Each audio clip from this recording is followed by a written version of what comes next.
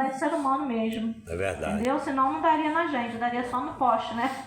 Mas o Senhor é o que guarda, o que livra a nossa vida. E quando foi ao anoitecer no banheiro, repetida a frase no meu ouvido: você vai pregar mesmo? Vai falar sobre milagres? Você com essa dor na mão, a sua mãe enferma e tantos na igreja enfermos, você vai pregar sobre milagre? Eu vou, Satanás. Aleluia, Deus. Vou, porque quem faz milagre é Ele, a hora que Ele quer, do jeito que Ele quer. Nós apenas temos que nos curvar à vontade do Senhor. E na hora que Ele quiser curar, Ele vai curar, como fez com Naamã. Vamos lá, para ganharmos tempo. Então Eliseu lhe mandou um mensageiro dizendo: vai e lava-te 7 vezes no Jordão, e a tua carne te tornará, e ficarás purificado. E ficarás purificado. Você está glorificando o nome Aleluia. de Deus, de Israel, Glória. que é o teu Deus, o meu Deus. Aleluia. O diabo faz assim mesmo.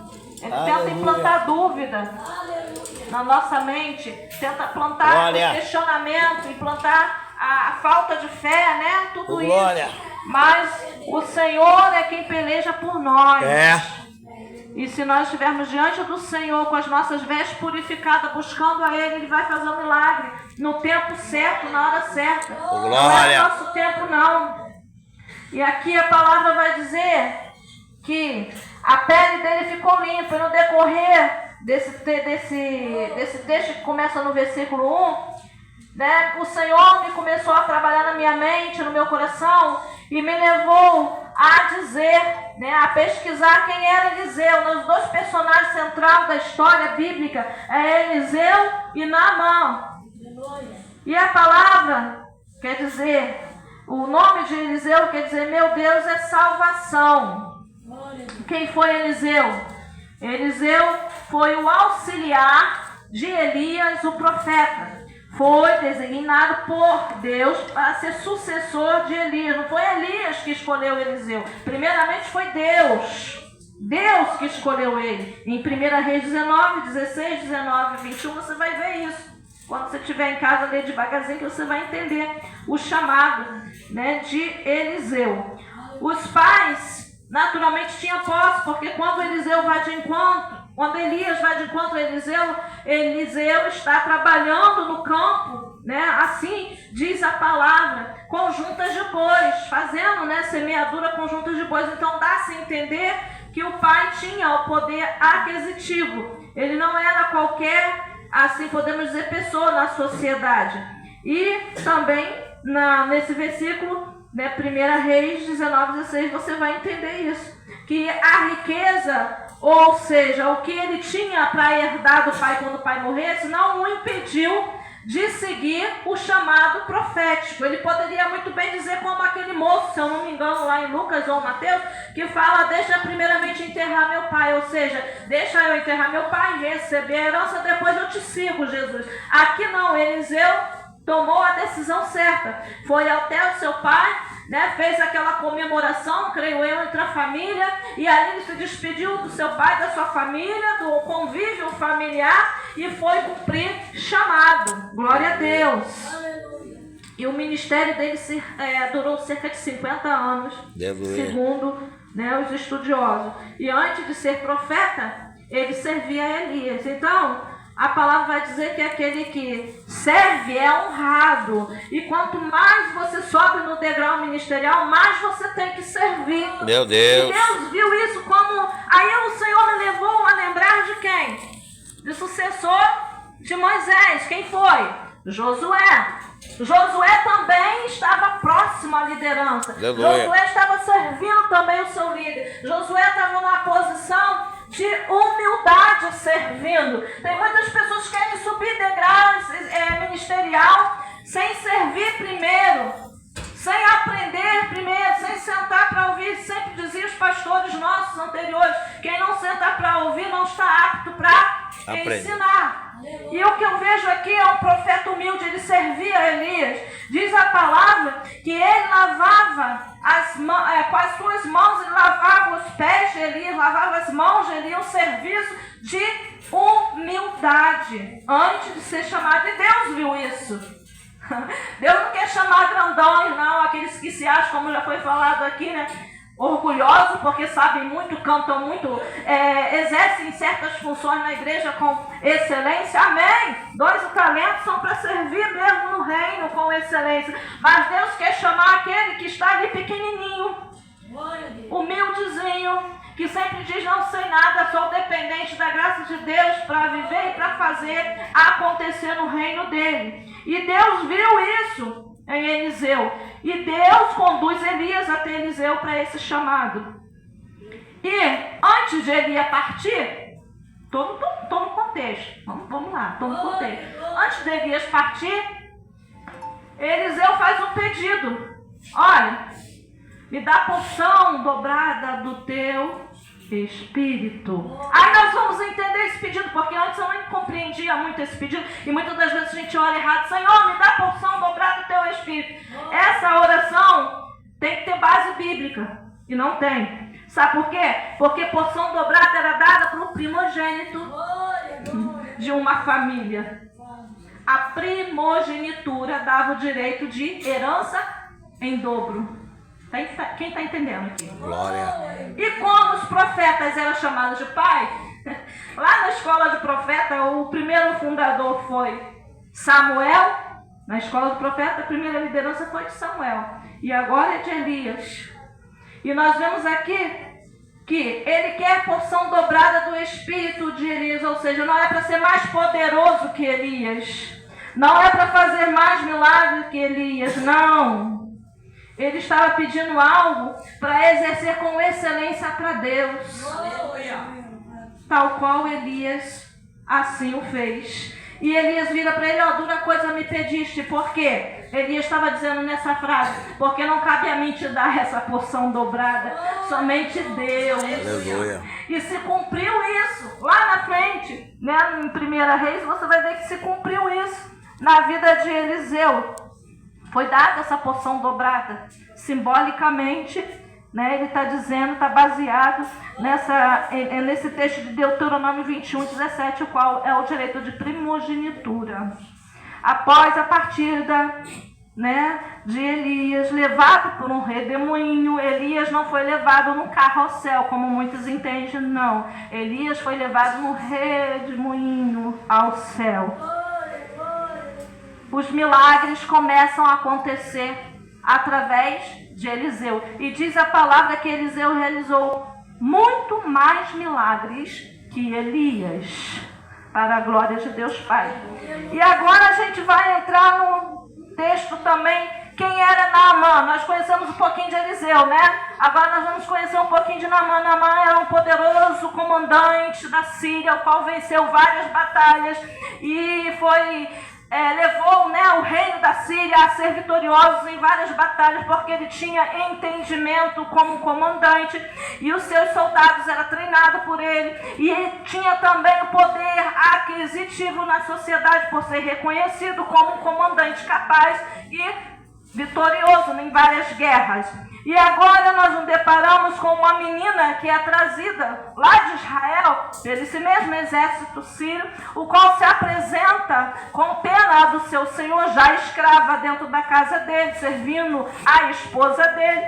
E agora essa menina que a Bíblia não fala idade nem o nome, a missionária que eu costumo dizer em terra estranha, porque ela estava numa terra estrangeira, e ela apresenta ao Deus de Israel a esse homem tão orgulhoso, tão insensato na vida espiritual, porque servia a outro Deus e não o Deus de Israel. E eu comecei a conjecturar aquela menina falando do Deus de Israel, talvez até do profeta Eliseu, apresentando, né, o Deus de Israel a ele, e eu fiquei conjecturando o coração e o pensamento daquele homem. Como é que eu vou num lugar o qual eu entrei e massacrei, o qual eu entrei, fiz guerra, fiz as pessoas de refém, como aquela menina foi feita de refém por ele e agora servia dentro da sua casa. Como eu vou me humilhar a tal ponto, sendo eu reconhecido como um grande, né, um exército sírio? Como é que eu vou voltar a essa terra ao qual eu mesmo guerreei e ali pedir a minha cura, a cura da minha lepra? E eu fiquei conjecturando isso através do orgulho dele, um orgulho ferido. Só que ele não hesitou, ele foi até o seu rei, como já foi falado aqui, e pediu uma carta para poder se apresentar a Jorão, o rei de Israel daquela época. Ele foi até Ben-Hadad, o rei dele, e pediu essa carta para poder se apresentar ao rei de Israel. Só que ele não é bobo, ele foi com presentes. Por que, pastora Nélia, ele foi com presentes? Porque era um costume diplomático de paz. Era um costume diplomático para que uma nação se apresentasse a outra sem haver guerras. Ou seja, era um gesto de respeito e ainda de reconhecimento de autoridade daquele o qual você, né, ou eu estava se apresentando, colocando-se no lugar daquele homem chamado Naamã. E agora nós vemos ele se apresentando e pedindo ajuda ao rei. Só que o rei, Jorão, começa a desconfiar. Poxa, se um país entra em guerra com o outro e o comandante desse país que entrou em guerra com aquele país vai se apresentar pedindo ajuda, tem alguma estratégia aí para fazer guerra de novo. Ele começou a desconfiar de Naamã. Por que esse homem vem aqui agora pedir a cura? Sou eu Deus agora para curá-lo? Sou eu Deus para manifestar a cura? Nas minhas palavras eu falando. E ele começou a se desesperar pensando que era estratégia novamente de uma nova guerra contra o povo de Israel. E Elias começa a intervir, começa a intervir. Olha, manda ele vir até mim. Nas minhas palavras, rei, não manda ele embora não, manda ele vir até mim. Para que ele saiba que há Deus em Israel. E eu fiquei conjecturando novamente, por que essa frase de Eliseu? Para que ele saiba que há Deus em Israel, porque há profeta em Israel, melhor dizendo. E eu fiquei conjecturando, pensando, por que essa frase de Eliseu para o rei apresentar a esse homem e esse homem ir até ele, chamado Naamã. Porque só Israel teria essa cura, só Israel teria esse intervir de Deus na vida de Naamã. Porque Israel é o único país que podia realizar essa cura, porque servia ao Deus verdadeiro. E eu fiquei pensando, o que significa isso na nossa vida como igreja, onde há manifestação de Deus, há curas, há milagre, há salvação, há libertação. E as pessoas têm que ver isso em nosso meio. E eu fiquei preocupada porque as nossas igrejas, eu coloco nossas igrejas porque há igrejas também como a nossa, que não tem acontecido esses milagres que tem que acontecer na presença de Deus, porque o próprio Deus presente vai fazer isso acontecer. Não é a pastora Nélia, não é o pastor Jonas, não é ninguém. É Deus manifestando o seu poder. E quando isso não acontece, isso tem que nos entristecer, tem que nos mover no mundo espiritual, tem que nos preocupar com maior busca, com maior atenção, porque Deus precisa realizar milagres para que a igreja possa sim ser reconhecida como Deus que está presente. Porque onde é Deus, há a manifestação do próprio poder dele na nossa vida e na vida daqueles que estão no nosso meio. Foi por isso que Eliseu falou, manda ele vir. Olha a certeza desse homem da cura de Naamã. Tem que ter muita intimidade com Deus, tem que ter muita vida com Deus para entender os propósitos divinos na vida de alguém e apresentar esse Deus que cura, que liberta, que salva com toda a convicção. Manda ele vir a mim. Imagine se a cura não acontecesse. Era uma nova guerra, não é? Só que Eliseu tinha plena certeza, porque Deus naturalmente já tinha passado para Eliseu a cura que ia acontecer na vida daquele homem através dele. E eu fiquei pensando, que fé é essa? De chamar alguém de alta patente já com a certeza que aquele homem sairia com a cura na mão. É muita vida com Deus. Não se chama alguém para ser curado e com a certeza de ser curado sem que haja a convicção que Deus vai te usar para fazer isso. Somente intimidade com Deus vai te levar a ter certeza que Deus vai realizar um milagre que alguém precisa para ser realizado através de mim e de você. E ele disse, manda ele vir. Está aqui, ó. Verso 8. E sucedeu, porém, que ouvindo Eliseu, o homem de Deus, que o rei de Israel rasgara seus vestidos, mandou dizer ao rei, porque rasgaste os teus vestidos? Deixa vir a mim, saberá que há profeta em Israel, ou seja, a presença de Deus aqui. Aleluia! Não basta apenas ter um profeta profeta, mas é necessário que o profeta realmente siga aquilo que o dono das profecias tem mandado ele fazer. Intimidade, obediência, comunhão diária com o Senhor das profecias, para entender o que Deus faz e vai fazer com convicção. E para isso, Eliseu tinha vida com Deus. Aleluia. Senão Deus não tinha chamado Eliseu para realizar tantos milagres que ele realizou. Então, obediente e fervoroso no que ele propôs. E o que aconteceu? Naamã vai ao encontro de Eliseu. Crente que ele impuria a mão, realizaria a cura. Foi isso que ele estava esperando. Tanta gente assim não, querendo milagre fácil. Querendo milagre sem obediência, sem estratégia do céu, sem receber de Deus a revelação exata do que tem que fazer para o milagre acontecer. Ele queria ser curado instantaneamente, como muitos querem, não querem vir 7 semanas para receber não, que é na primeira semana já a resposta de Deus, ou vem somente nas últimas semanas para poder Deus operar. Não, tem que ter sacrifício, tem que ter compromisso, tem que ter fé, tem que ter obediência, tem que ouvir o que Deus quer primeiro, para Deus realizar o que nós queremos. Não é conforme nós queremos, é no lugar que Ele quer, é na hora que Ele quer, é do jeito dele. Aleluia. E muitas das vezes é difícil o ser humano se curvar diante de Deus e receber algo de Deus através da obediência, porque muitos não querem obedecer, não querem renunciar o seu ego, o seu orgulho. Muitas das vezes deixamos de receber de Deus por tantas coisas que não queremos renunciar para poder receber. E aquele homem, a única coisa que ele tinha que fazer era obedecer a estratégia do céu através de Eliseu. Naamã tinha orgulho ferido. Como que eu vou mergulhar no Rio Jordão, que quer dizer descer?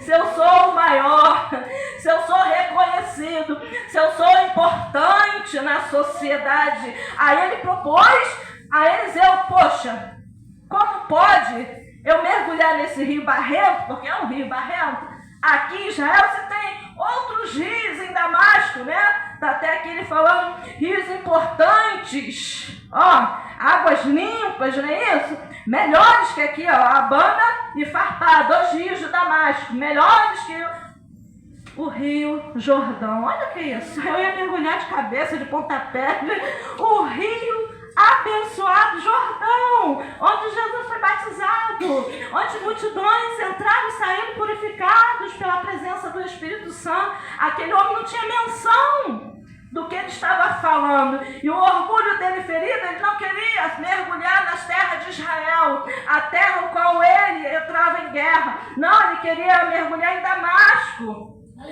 para não dar o prazer àquele povo dele ser curado na terra dele. Está entendendo o mistério? O orgulho era tanto que isso passou pela cabeça dele. Agora ele começa a se indignar. Nas minhas palavras, eu não vou descer esse rio.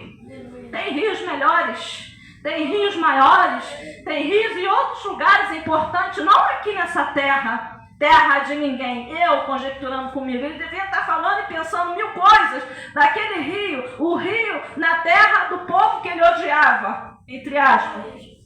Agora ele se indigna aí, dá meia volta, mas os seus soldados vão ao encontro dele e falam assim: meu Senhor, tu não ia fazer coisa grande se ele te pedisse para ficar limpo? Ou seja, as tuas tentativas até agora não deram certo. Tudo que você fez, tudo que você gastou não deu certo, tal qual aquela mulher com fluxo de sangue. Lembrando aqui, não deu certo o que era material. Agora busca o espiritual profundo para você poder receber o que está precisando receber. Isso que ele está te pedindo é nada, nas minhas palavras. Vai lá, meu Senhor, obedece, profeta, para que você seja limpo, para que o Senhor seja limpo. E assim, a pedido dos soldados, ele retorna e mergulha 7 vezes. Por que 7? Número da perfeição.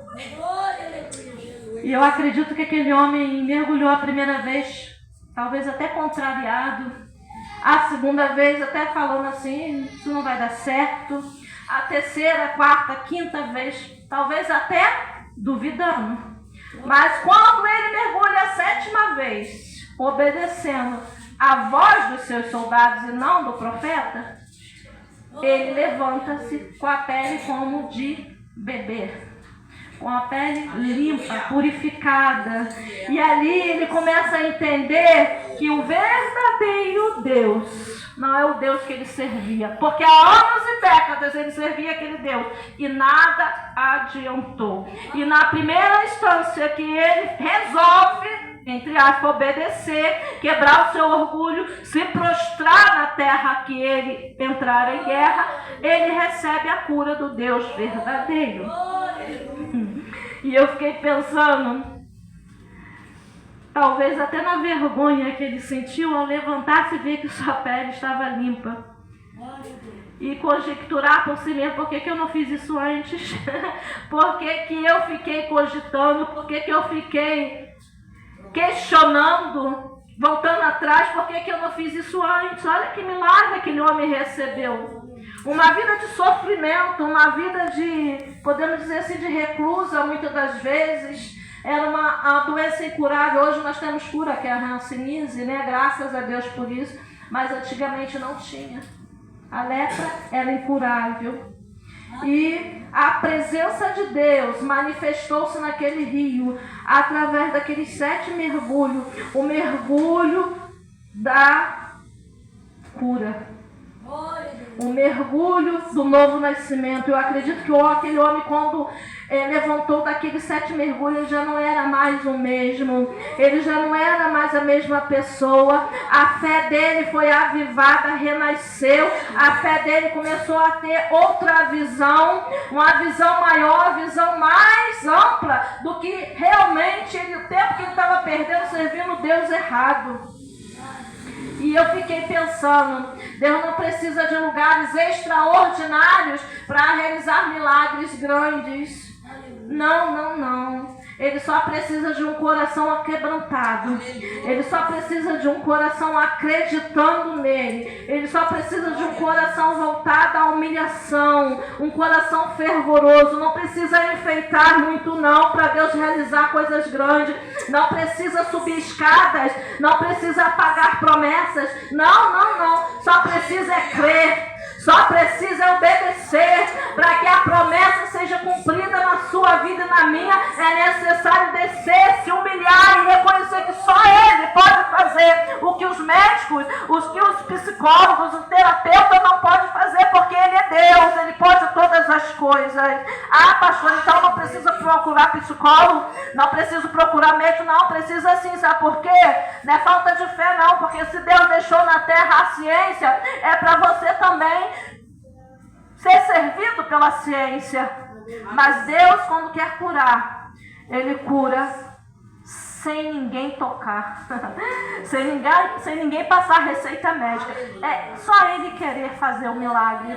Então é necessário nós aprendermos nesta noite que a manifestação de milagre, salvação, cura, libertação depende da vontade de Deus.